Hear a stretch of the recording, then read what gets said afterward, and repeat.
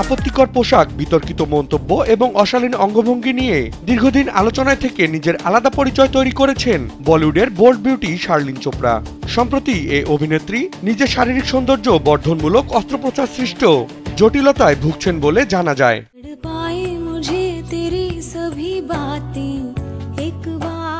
শারীরিক অসুস্থতার বিষয়ে সামাজিক মাধ্যমে নিজের ইনস্টাগ্রাম অ্যাকাউন্টে পোস্ট করে শার্লিন জানান, গত কয়েক বছর আগে তিনি কৃত্রিম উপায়ে স্তন বৃদ্ধি করেছিলেন, ফলে তার শরীরের ঊর্ধ্বাঙ্গের ওজন বেড়ে যায়। এই অতিরিক্ত ওজনের কারণেই সম্প্রতি পিঠ, ঘাড়, বুক এবং কাঁধে অসহনীয় ব্যথা শুরু হয় এবং তিনি পুনরায় সার্জারির আশ্রয় নিতে বাধ্য হন।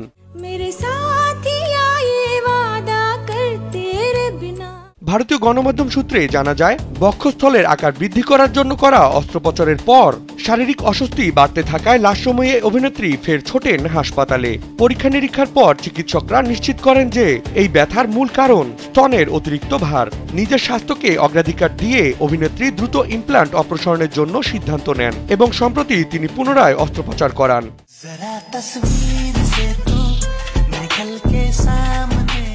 সর্বশেষ নিজের সার্জারি প্রসঙ্গে শার্লিন জানান, স্তন ছাড়াও মুখে তিনি ফিলার ব্যবহার করেছিলেন, তবে নিজের আসল রূপ ফিরে পেতে গত বছরের আগস্ট মাসেই মুখের সমস্ত ফিলার সরিয়ে ফেলেন। বর্তমানে ইমপ্ল্যান্ট অপারেশন করে অপেক্ষাকৃত স্বাভাবিক জীবনযাপন শুরু করেছেন তিনি এবং শারীরিক অবস্থায় স্থিতিশীল আছে বলেই জানিয়েছেন এই অভিনেত্রী।